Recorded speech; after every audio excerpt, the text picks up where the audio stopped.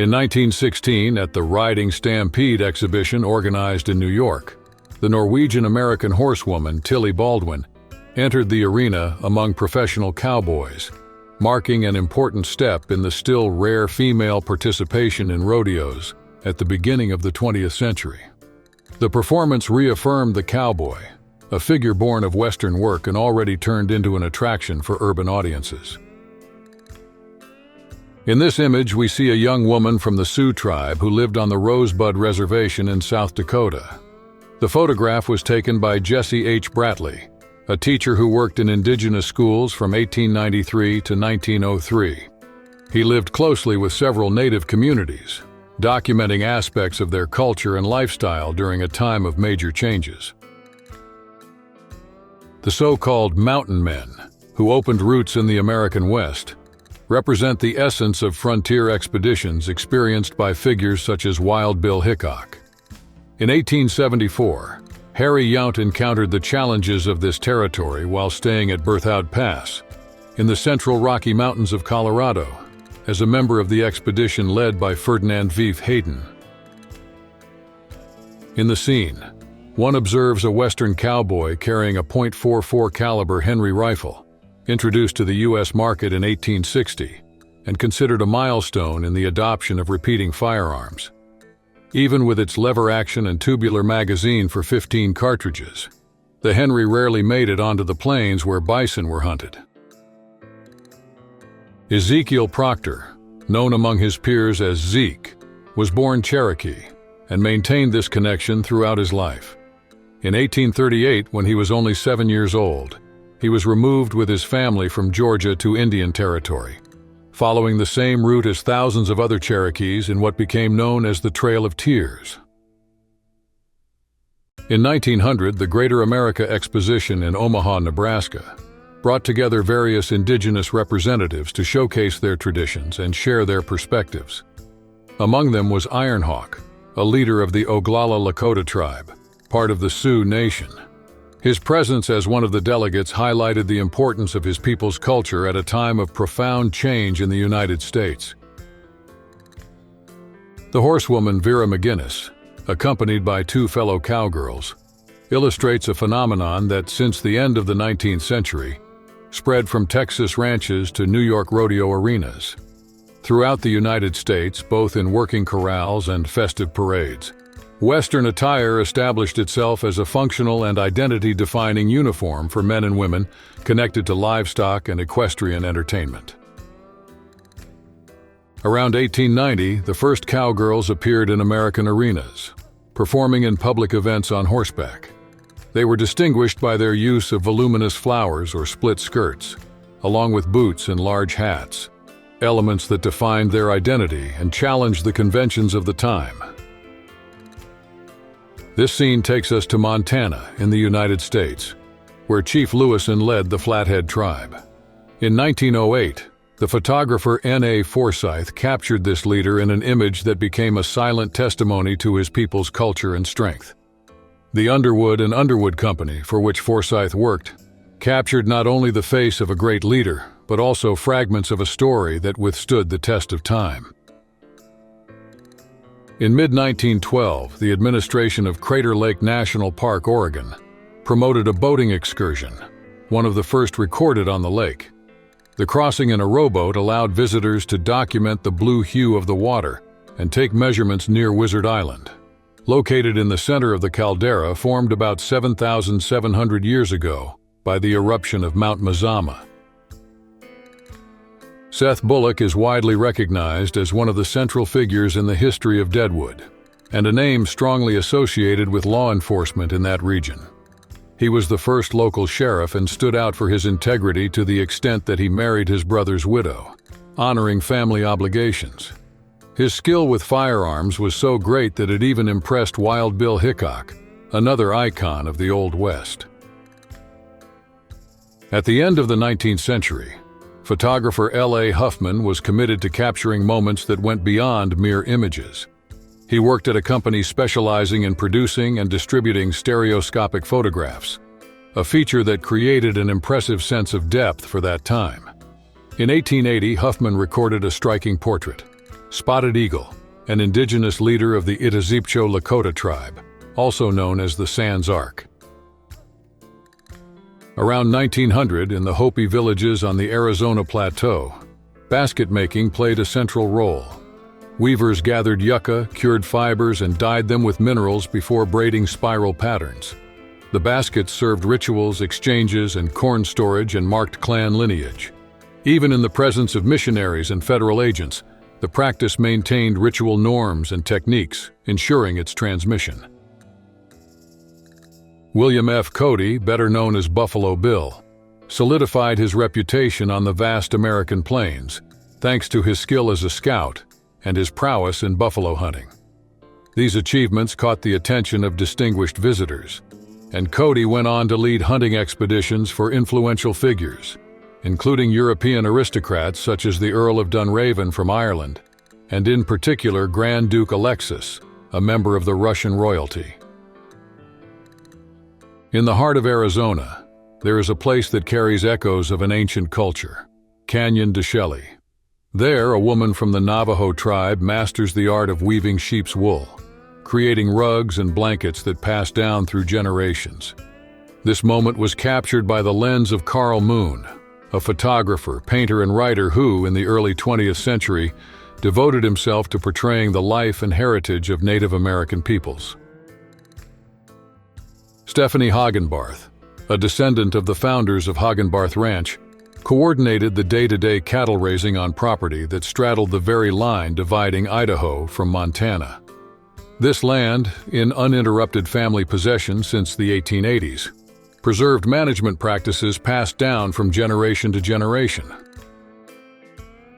In a striking portrait taken in 1887 by photographer Ben Wittick, Geronimo is shown kneeling with an 1873 trapdoor carbine.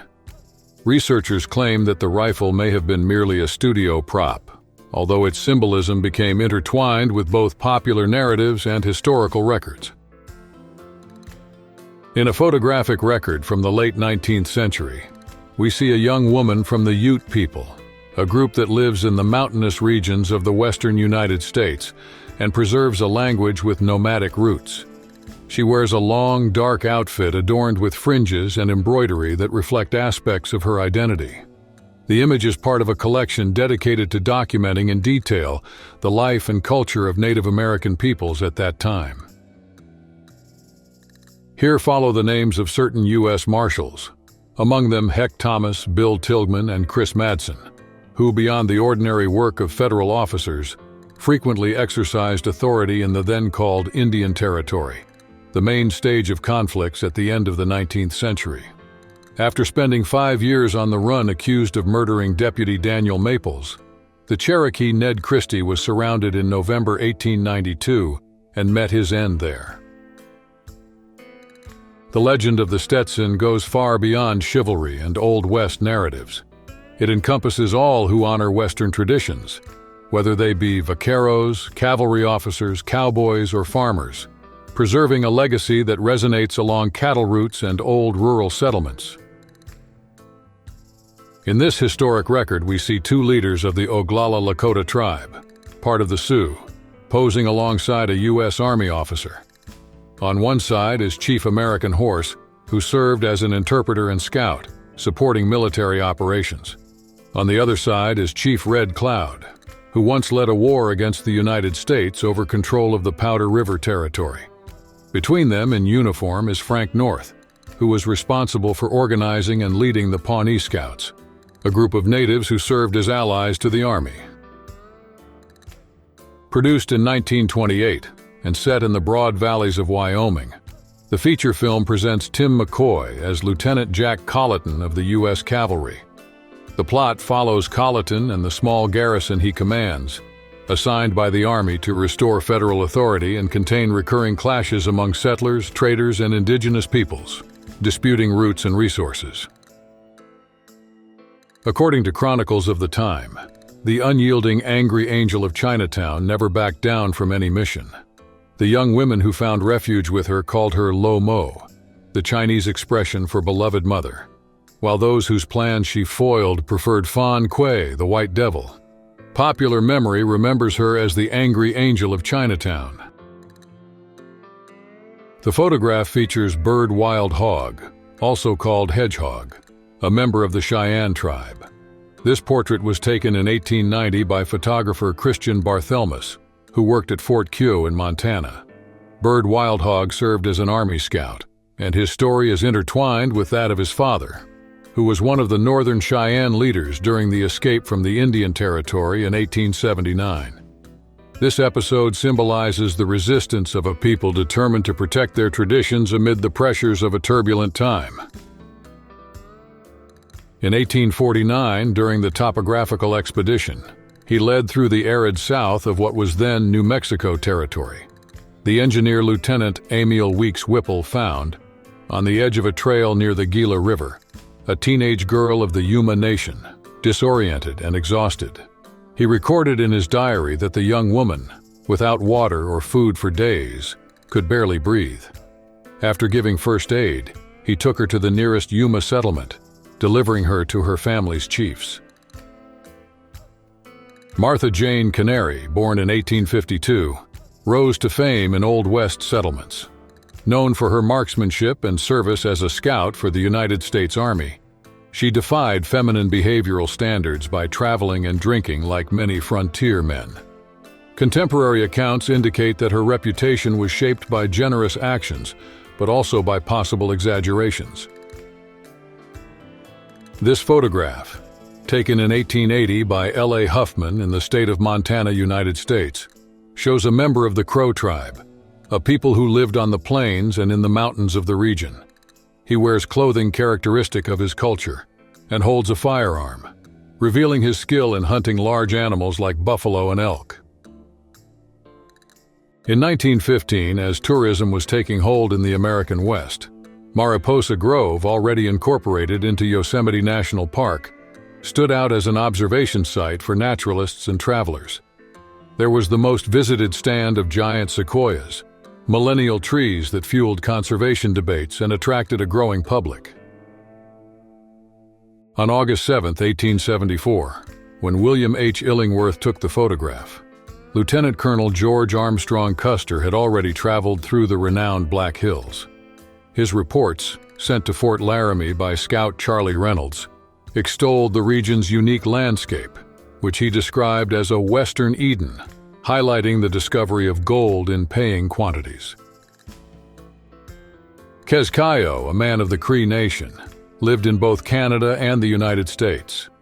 His English nickname was Bob Small, a term that may have come about due to his tail-like haircut, which was unusual for an indigenous person at the time.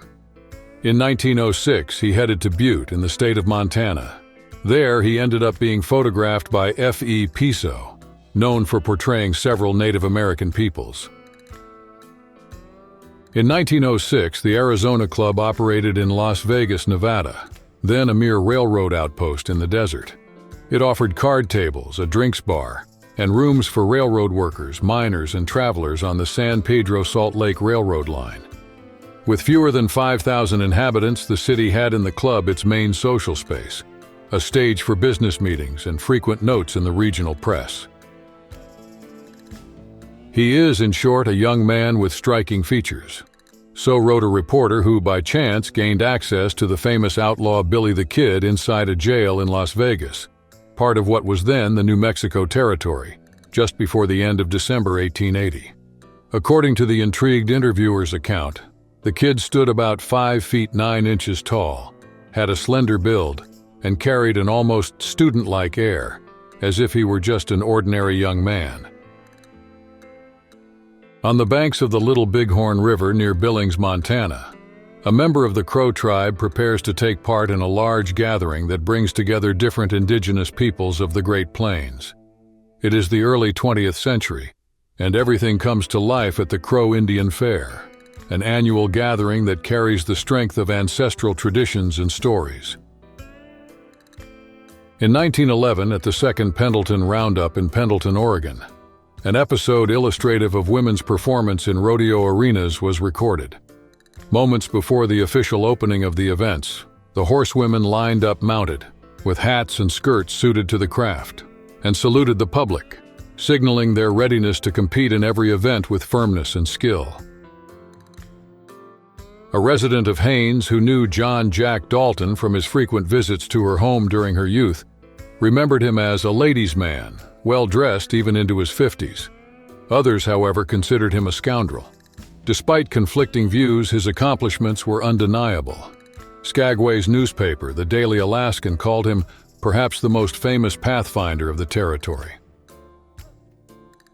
Kiatati belonged to the Laguna people, an indigenous group from the southwestern United States.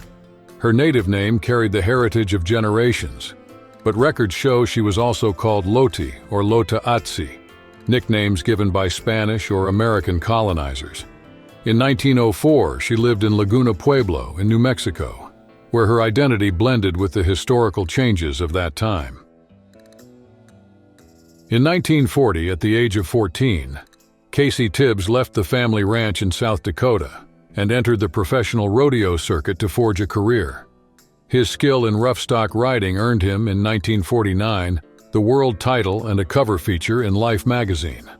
After the competitive stage, he devoted the next 2 decades in Hollywood to acting, stunt work, and advising on rodeo filming. Sitting Bull, recognized among the Hunkpapa Lakota as a spiritual leader in the 19th century.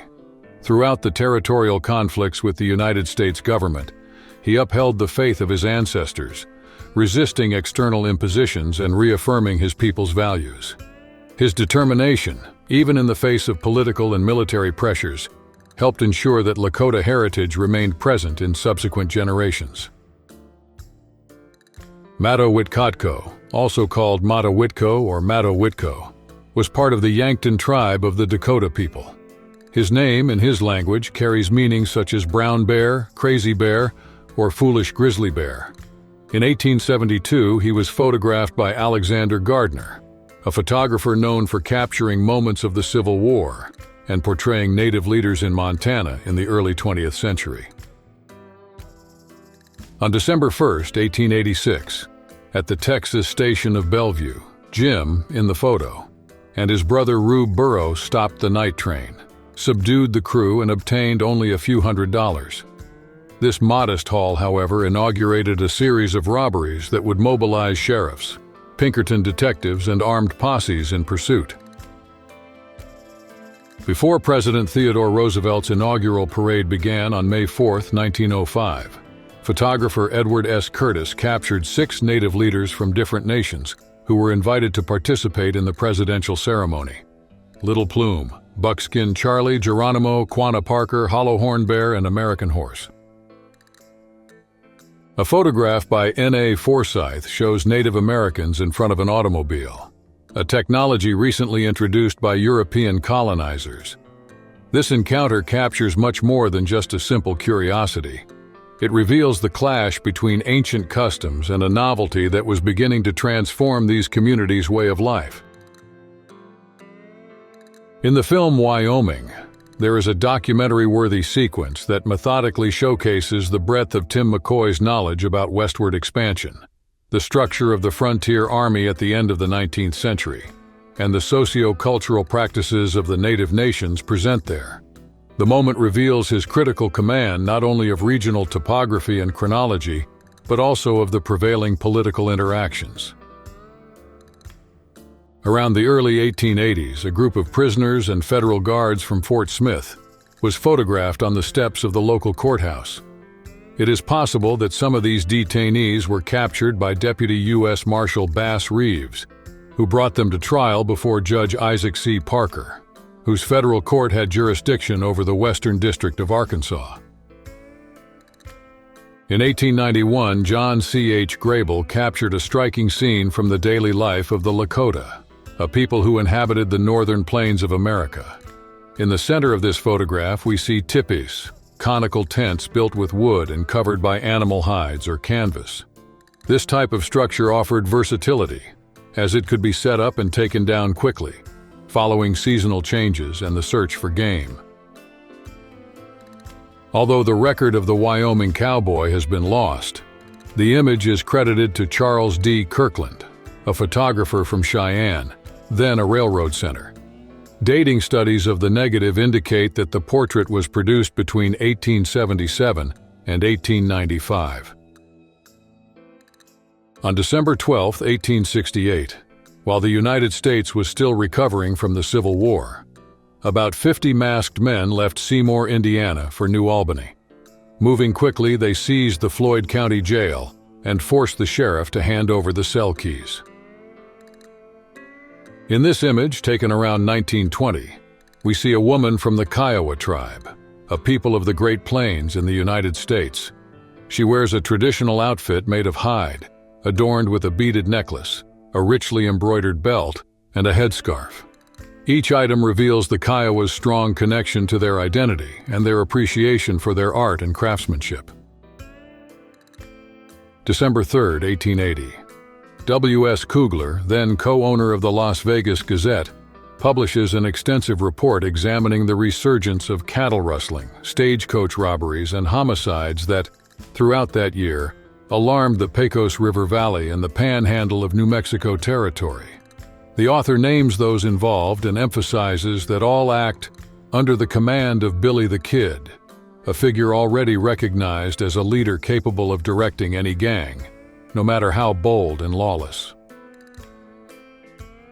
Chief Joseph, also known by his native name Hinmatu Yalatkit, led the Nez Perce people during a period marked by territorial disputes and complex negotiations with the United States government.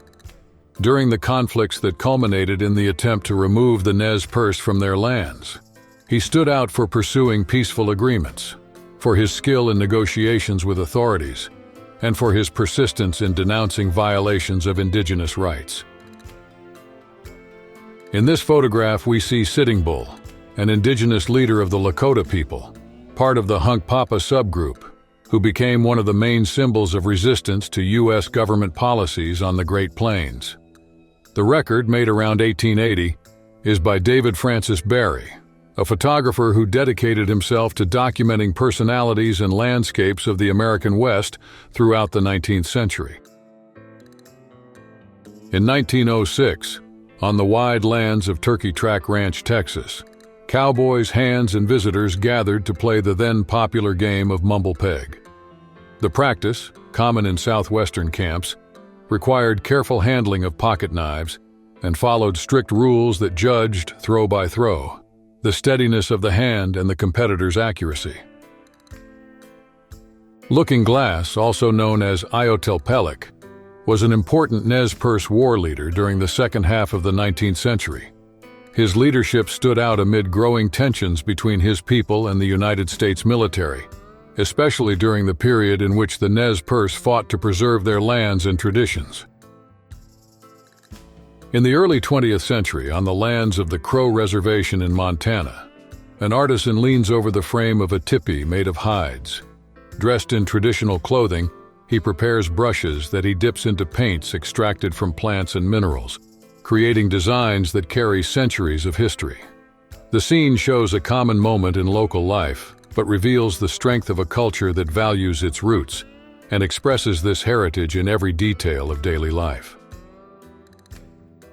In the second half of the 19th century, the Miller and Lux Ranch, established in the San Joaquin Valley, consolidated itself as the largest integrated structure of livestock, farming, and industrial slaughter in the United States. Created in 1858 by the German butchers Henry Miller and Charles Lux, the complex came to control about 1.3 million acres across California, Oregon, and Nevada, articulating canals, railroads, and supply contracts to urban centers. In the mid-19th century, boarding a stagecoach required determination, as travel conditions were harsh. It was in 1858 that the Butterfield Overland Mail Service began its 3-year operation, covering approximately 2,800 miles between Tipton, Missouri and San Francisco. Moving continuously day and night, the journey usually took about 25 days. In 1870, a young Iroquois posed for a portrait that would cross through time.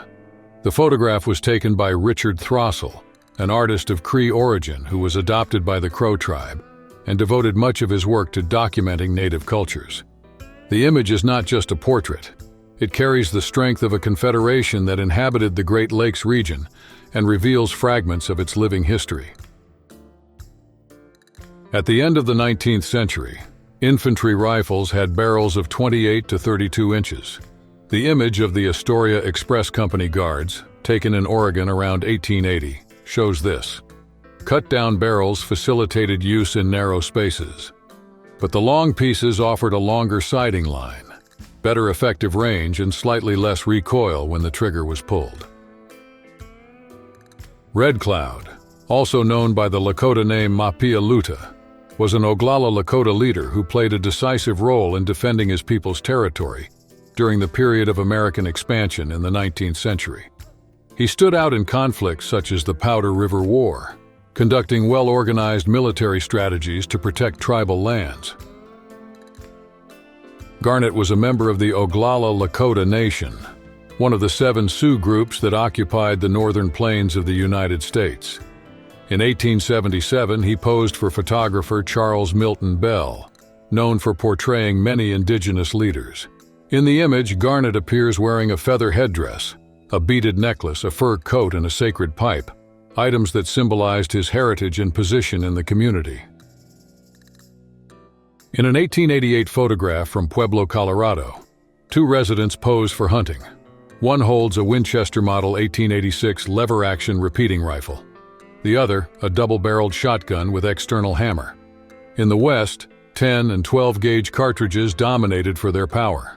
Gauges 16, 20, and smaller, though common, were preferred only for specific applications, such as on swift-flying birds.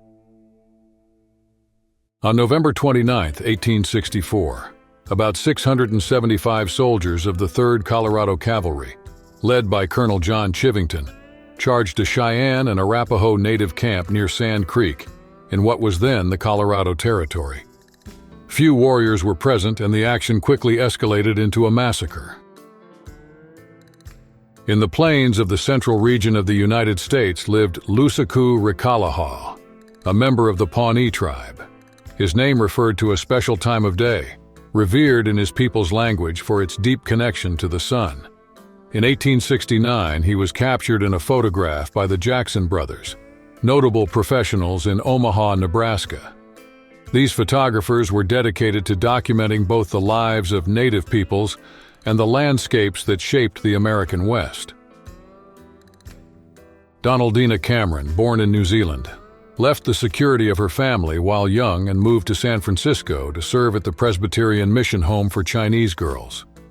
From 1895, when she took charge of the rescue home on Sacramento Street, until her retirement 47 years later, she confronted in courts and raids the trafficking agents who brought girls from Canton into servitude and prostitution on the U.S. West Coast.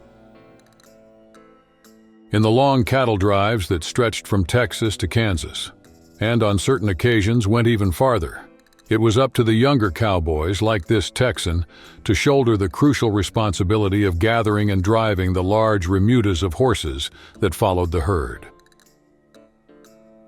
In 1889, a young Apache woman poses in front of the lens of D.B. Chase, a photographer devoted to documenting the life of several Native American tribes. At that time, the southwestern United States was a stage of constant tension, as the American government encroached on lands that the Apache had inhabited for generations. While Chase's camera captured the young woman's steady gaze, her community faced intense pressure to abandon customs, territorial ties, and traditional ways of life. This anonymous cowboy from Caldwell, Kansas, poses equipped with revolver and rifle, ready to escort a herd along the Chisholm Trail. The image was recorded during the peak movement of the prosperous rail towns that received cattle in Kansas. When the Atlantic and Pacific Railroad line reached Holbrook, Arizona in 1881, the region became a well-known ranching hub in the West, often remembered for its rough routine. Contemporary accounts indicate that for several decades, it was the only county seat in the United States without any church, a condition that lasted until 1913. At the end of the 19th century, more than 500 indigenous delegates gathered in Omaha, Nebraska, to attend the United States Indian Congress. Among them was American Horse Chief, a leader of the Sioux tribe, depicted in a photograph taken by Adolph F. Muir, under the direction of Frank A. Reinhardt. The image not only shows this leader's striking presence, but also the historical context in which various indigenous nations presented their cultures at the 1898 Trans-Mississippi and International Exposition. The Tabor Opera House, built in 1879, rises 3 stories high with brick walls 16 inches thick. This robustness confirms the building's ability to withstand more than a century of Rocky Mountain winters. Photo: collection of the Colorado Historical Society. It is said that in places of entertainment, a variety of famous women emerged, each with notable nicknames. Some, like the Irish Queen and the Spanish Queen, reflected their origins. However, Rose dominated the choices, resulting in Prairie Rose, Midnight Rose, Texas Rose, and the Wild Irish Rose. The Cheyenne Nation was organized into 6 military societies, and the Dog Soldiers, also called Dogmen, stood out for their responsibility in maintaining order and defending the group. They followed the guidelines of a council of 44 chiefs, renewed every 10 years, ensuring unity and the protection of the people. The Dog Soldier Society arose when the prophet Sweet Medicine, in a cave in the Black Hills, received 4 sacred arrows. On October 17, 1906, the Deadwood Theater recorded full occupancy. As actor Charles Chapin noted, the spectators, mostly well-paid miners, showed ample financial means, buying tickets without bargaining, filling every seat, and greeting the scenes with constant applause. Around 1890, Quanah Parker, a recognized leader of the Comanches, was photographed in front of his residence called Star House, located in Cache in what was then the Oklahoma Territory. The son of Cynthia Ann Parker, a woman of European descent who was incorporated into the group after being captured as a child, Quanah played a significant role in relations between his people and the United States government. In 1879, the German-American photographer John K. Hillers captured 2 young women from the Hopi tribe in front of an adobe wall in Arizona. They appear in traditional clothing, wearing silver necklaces and earrings, forming a scene that reveals aspects of indigenous culture preserved for many generations. This image is part of a series of 72 photographs produced during an expedition to the southwestern United States, organized by the Bureau of American Ethnology. It is a record that invites us to observe details of Hopi life, reinforcing the richness of their traditions and how they have been preserved over time. The so-called dance hall girl of the Moulin Rouge, a cabaret opened in 1889 in Montmartre, represented the entertainment professional of fin de siècle Paris. Her numbers combined can-can, burlesque steps, and invitations to toast, setting the pace of the night. The costume, layered skirt, corset, high stockings, tiny hat, created visual effects in the kicks under gaslight. This performance, aimed at tourists and locals, established the cabaret as a symbol of urban modernity. In 1874, at Fort Sill, then located in Indian Territory, Jack Stilwell, on the right, posed for a photograph with his fellow scout, James N. Jones. Only 6 years earlier, Stilwell and fellow scout Pierre Trudeau had escaped the harsh attack on Beecher's Island, returning to Fort Wallace in search of reinforcements that would save Forsyth's besieged scouts. For generations, Providence protected these trees, spared them from drought, pests, landslides, gales, and countless floods, yet it could not shield them from man's recklessness. So recorded John Muir, a pioneering voice of conservationism in the United States and the world. Soon after the end of the Civil War, General Philip Sheridan, recognized for his military service, surrounded himself with trusted senior officers, among them Major George A. Sandy Forsyth, to try to secure an uncertain peace during the Indian Wars of the West.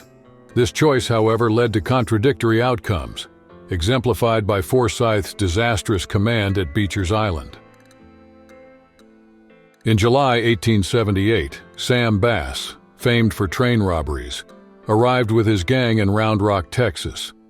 After surveilling the town's bank, he set the heist for July 19th. Alerted by informants, Texas Rangers and police positioned themselves on the main street.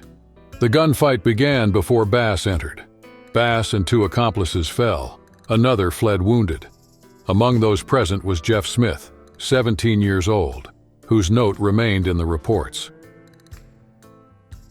During the Texas Revolution, Sam Houston gathered approximately 900 Texan fighters, who, in an unexpected maneuver, attacked the Mexican army of about 1,300 men under the direct command of President Santa Anna, in a confrontation that took place at a site called San Jacinto.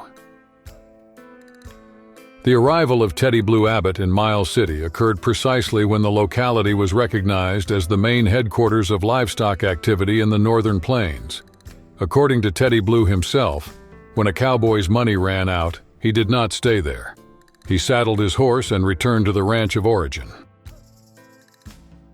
In 1940, at the Dangberg Ranch, located in Douglas County, Nevada, workers were engaged in gathering, stacking, and transporting bales of hay to feed the cattle. This task was part of the routine management of the region's rural properties, ensuring the herd's sustenance and contributing to the local economy based on livestock.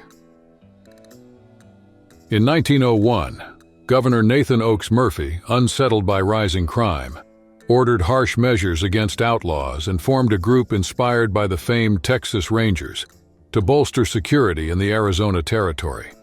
Thus, the Arizona Rangers emerged, efficient yet frowned upon by local authorities. They were disbanded in 1908.